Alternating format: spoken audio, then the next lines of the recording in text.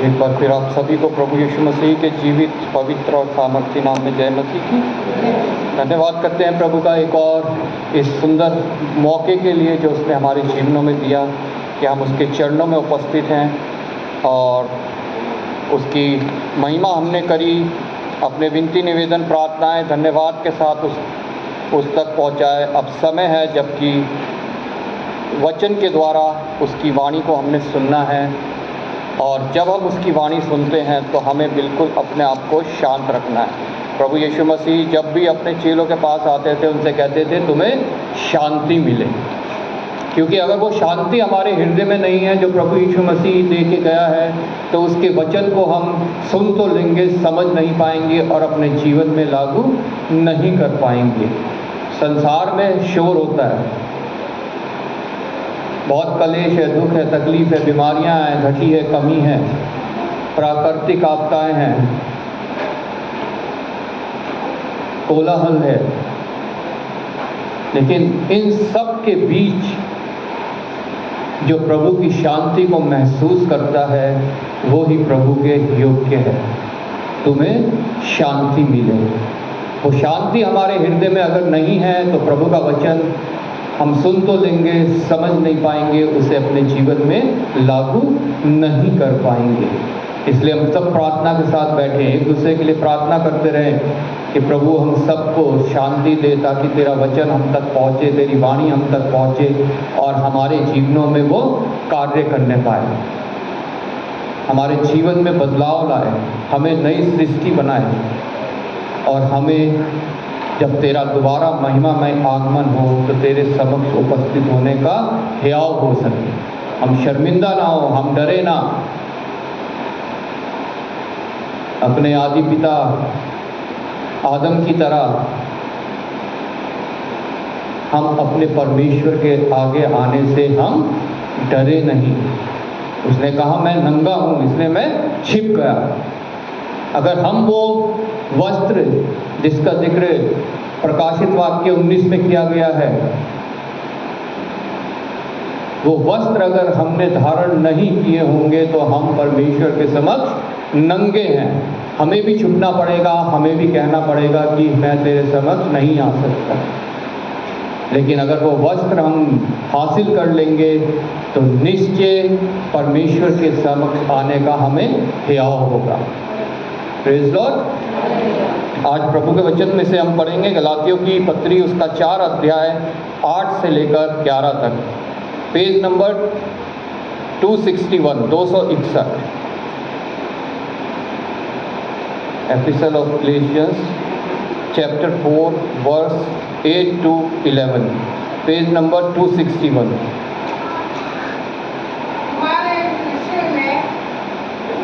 पहले तो तुम परमेश्वर को ना जानकर उनके दास थे जो स्वभाव से परमेश्वर नहीं, पर अब जो तुमने परमेश्वर को पहचान लिया और परमेश्वर ने तुमको पहचाना, तो उन निर्बल और निकम्मी आदि शिक्षा की बातों की ओर तुम फिरते हो जिनके तुम दोबारा दास होना चाहते हो।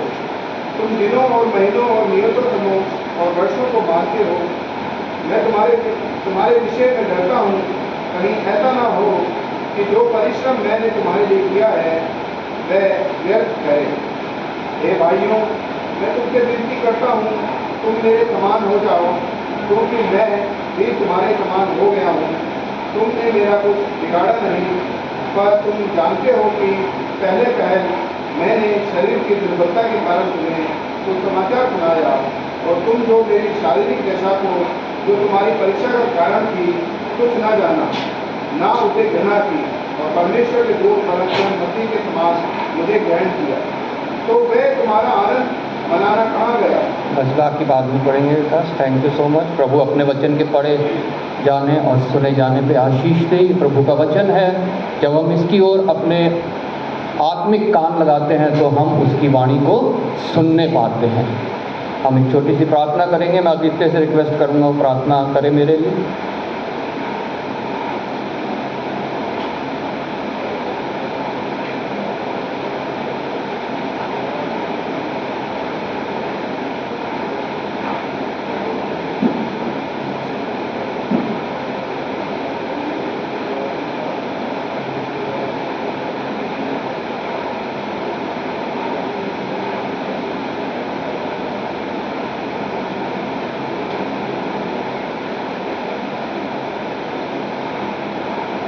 आमीन।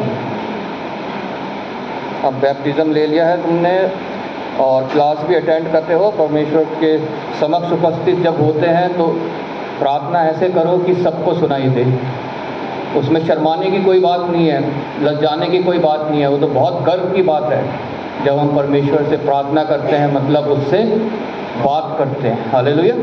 हम अपने माता पिता से जैसे बात करते हैं, ज़ोर ज़ोर से बात करते हैं, हमें परमेश्वर से भी उसी तरह से ज़ोर से जो है प्रार्थना करनी है ताकि सब सुनाई दे और सब आमीन बोल सकें। क्योंकि अगर सब नहीं सुन पाएंगे तो सब आमीन नहीं बोल पाएंगे, और आमीन का मतलब है ऐसा ही हो। और सब जब एक मन हो के आमीन बोलते हैं तो निश्चय परमेश्वर प्रार्थना को सुनता है और उसका उत्तर देता है। हालेलुया।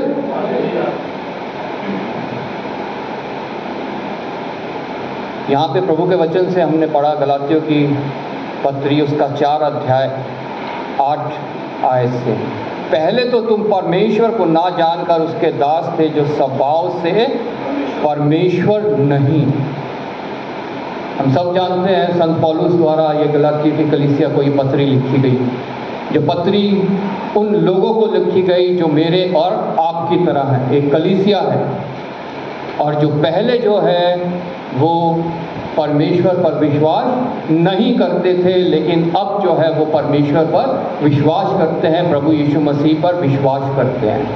हम में से भी प्रत्येक जन जो है, प्रत्येक के जीवन में एक समय ऐसा था जब हम अन्य अन्य देवी देवताओं पर विश्वास करते थे, दूसरे देवी देवताओं के आगे घुटने टेकते थे, उनसे प्रार्थना किया करते थे जो व्यर्थ था। संत पौलुस उसी को यहाँ पे बयान कर रहा है, पहले तुम परमेश्वर को ना जानकर उनके दास थे जो स्वभाव से परमेश्वर नहीं। पहले की बात, प्रभु में आने से पहले हमारा जो जीवन था उसका जिक्र संत पौलुस यहाँ पे कर रहा है, और आज प्रभु मुझसे और आपसे उसके विषय में बातें करना चाहता है। जो हमारा पहले जीवन था वो हमें याद दिला रहा है कि हम किसके दास थे और क्यों थे। जो स्वभाव से परमेश्वर नहीं, उनके हम दास थे और उन्हीं की उपासना किया करते थे। पर अब जो तुम परमेश्वर को, जब तुमने परमेश्वर को पहचान लिया, वरन परमेश्वर ने तुमको पहचाना।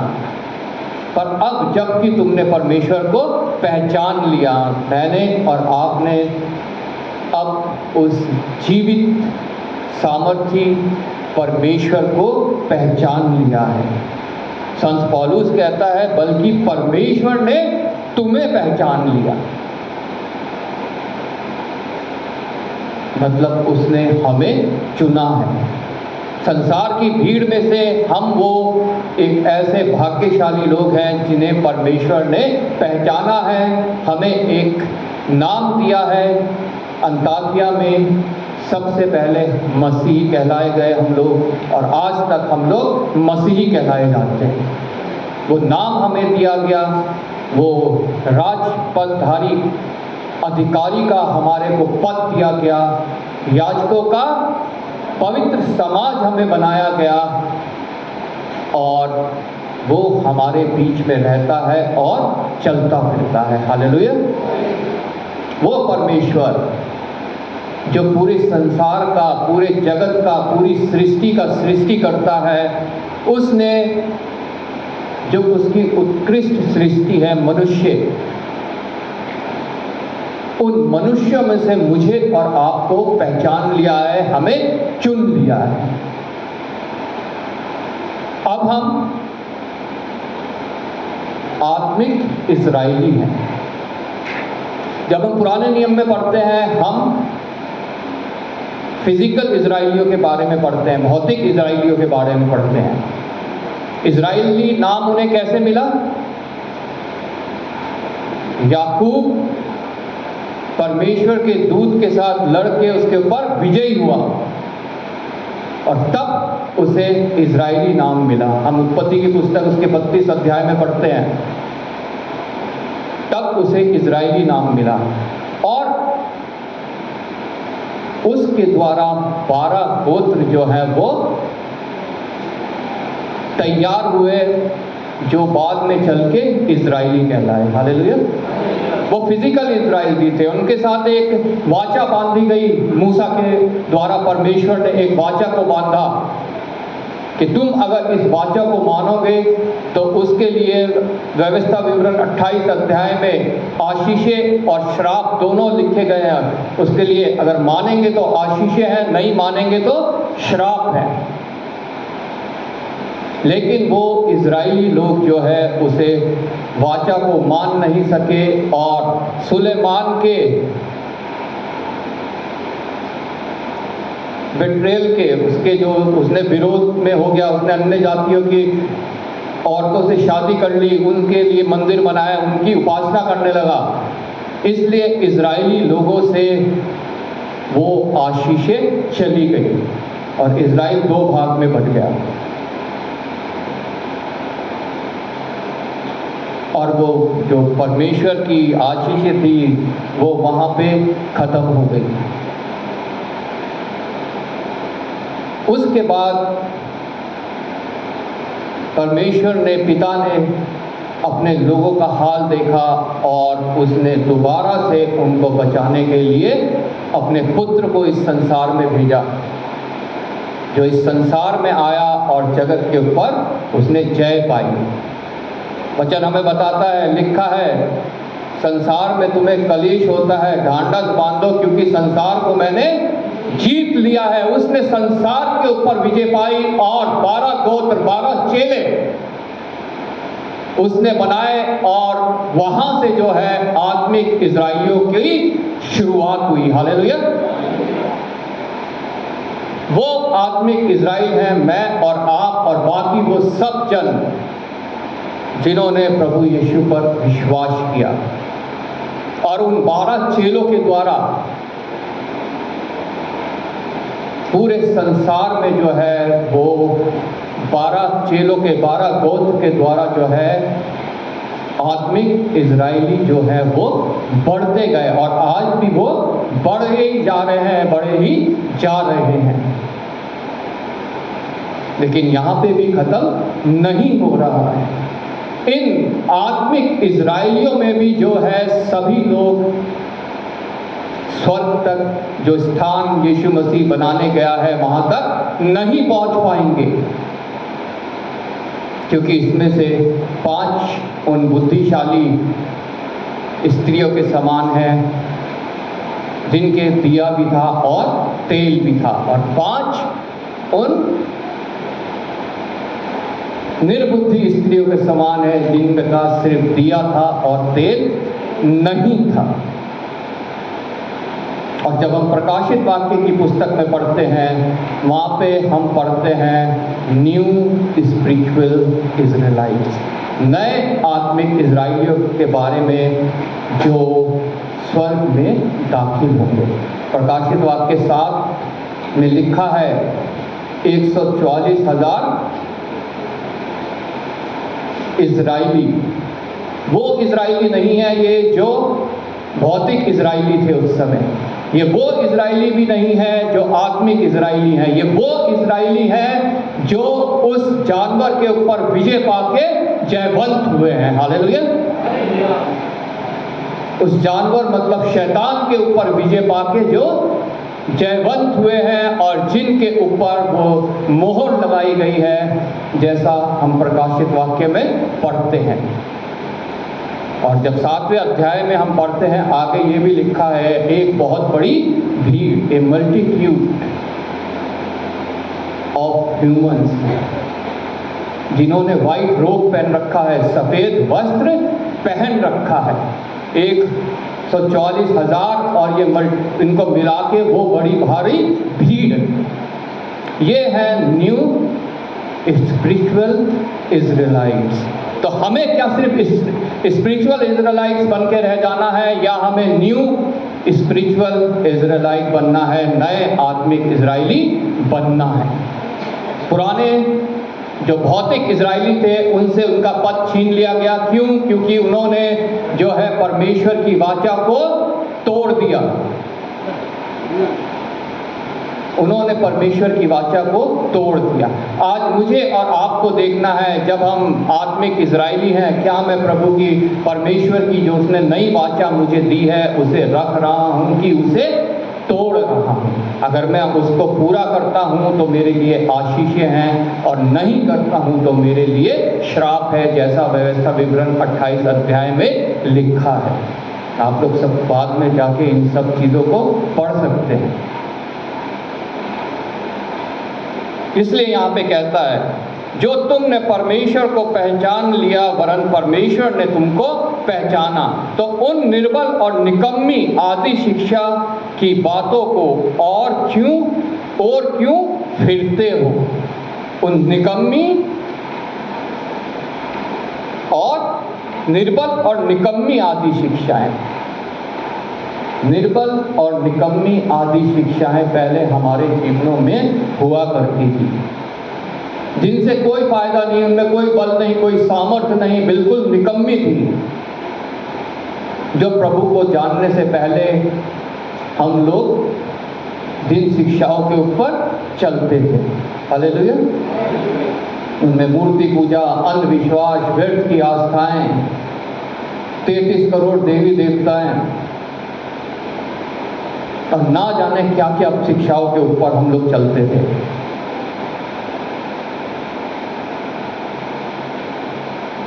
निर्बल और निकम्मी आज भी बहुत से मसीह लोग वो कर रहे हैं। बच्चे को काला टीका लगा दो, नजर नहीं लगेगी।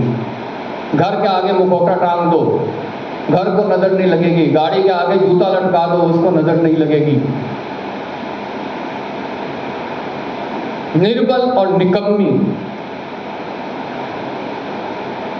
शिक्षाएं, जिनसे कुछ भी लाभ नहीं है।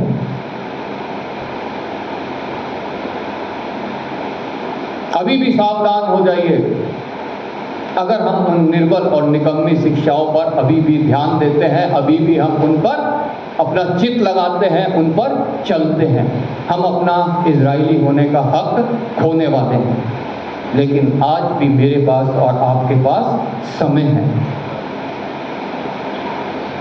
निर्बल और निकम्मी आदि शिक्षा की बातों की ओर क्यों फिरते हो, जिन कि तुम दोबारा दास होना चाहते हो। एक क्वेश्चन मार्क है, क्या मैं उसका दोबारा दास होना चाहता हूँ?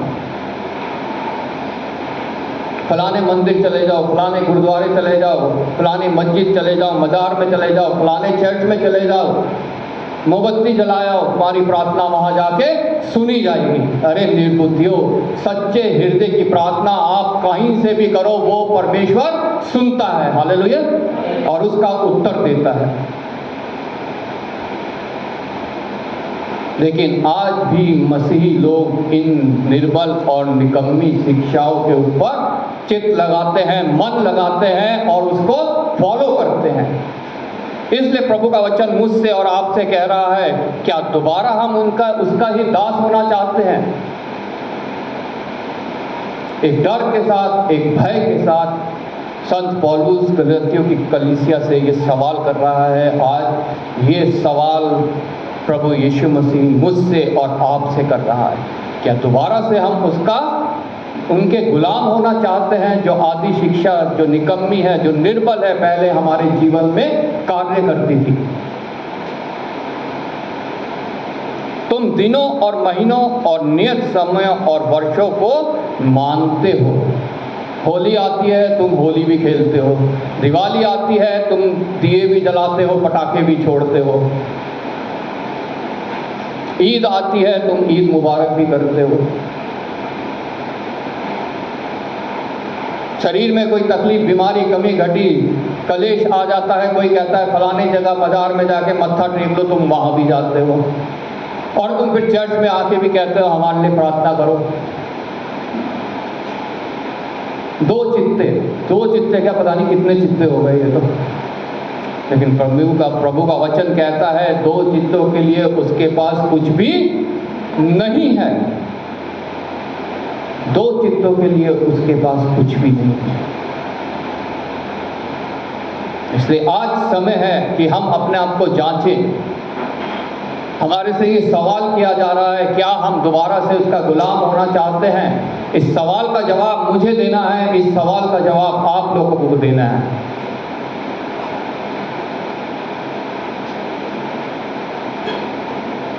मैं तुम्हारे विषय में डरता हूं। पौलुस बहुत वेदना के साथ कह रहा है, मैं तुम्हारे विषय में डरता हूं। सेम वो डर प्रभु यीशु मसीह का भी है, जिसने मेरे लिए अपने प्राण को दिया, सूली की मृत्यु सही, ताकि मैं उस उद्धार को पा सकूं जो मनुष्य के पाप के कारण मनुष्यों से खो गया था। उस मुकुट को पा सकूं जो मुरझाने का नहीं, जो खराब नहीं होगा, उस स्थान तक पहुंचने पाऊं जो प्रभु यीशु मसीह मेरे लिए तैयार करने गया है। हालेलुया। मैं तुम्हारे विषय में डरता हूं, कहीं ऐसा ना हो कि जो परिश्रम मैंने तुम्हारे लिए किया है वह व्यर्थ ठहरे। संत पौलुस ने उस कलीसिया को स्थापित करने के लिए, लोगों को विश्वास में लाने के लिए बहुत परिश्रम किया, बहुत वेदनाएं सही। इसलिए उसे डर है कि कहीं वो दोबारा से उन निर्बल और निकम्मी आदि शिक्षाओं की ओर ना मुड़ जाए, उसके द्वारा गुलाम ना बन जाए और उसका जो परिश्रम है वो व्यर्थ जाए। ऐसा ही प्रभु यीशु मसीह ने भी किया मेरे लिए, आपके लिए। मनुष्य बन के इस संसार में आया, वचन देहधारी हुआ और उसने मनुष्यों के बीच में डेरा किया, ताकि जो कोई उस पर विश्वास लाए वो परमेश्वर का पुत्र और पुत्री ठहरे। जो कोई उस पर विश्वास लाए वो नाश ना हो परंतु अनंत जीवन पाए। आज वो प्रभु यीशु मसीह एक डर अपना व्यक्त कर रहा है मेरे लिए, आपके लिए। क्या उसकी क्रूस की मृत्यु मेरे लिए और आपके लिए व्यर्थ तो नहीं ठहरेगी? वो सवाल कर रहा है मुझसे और आपसे। मेरा जवाब मैं दे सकता हूं, आप लोगों का जवाब इंडिविजुअली आप लोग दे सकते हैं। किसी मनुष्य को नहीं, किसी पादरी को नहीं, किसी बिशप को नहीं, प्रभु यीशु मसीह को। हालेलुया। और अगर आप वो जवाब ईमानदारी से देते हैं तो निश्चय, अगर आप में अभी कुछ कमी है, घटी है, तो वो आज भी तैयार है आपको उससे छुटकारा देने के लिए, अपनी सामर्थ देने के लिए, पवित्र आत्मा की अगुवाई देने के लिए वो आज भी तैयार है। आज सांझ की बेला में हम अपने आप को जांचें, इन दो सवालों के विषय में हम अपने आप से बातचीत करें। प्रभु तैयार है वाद विवाद करने के लिए। तो कहता है आओ हम वाद विवाद करें।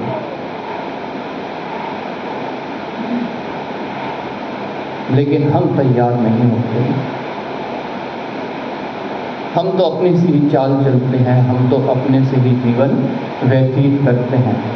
खाओ पियो ऐश करो, कल तो मर ही जाना है। लेकिन प्रभु का वचन कहता है तो संसार की सब वस्तुएं प्राप्त कर ले, लेकिन अगर तेरा आत्मा ही नरक में चली जाएगी तो उससे तुझे क्या लाभ? जांचिए। मैं अपने आप को जांचता हूँ, आप लोग अपने आप को जांचिए। प्रभु आपको इस वचन के द्वारा आशीष दे।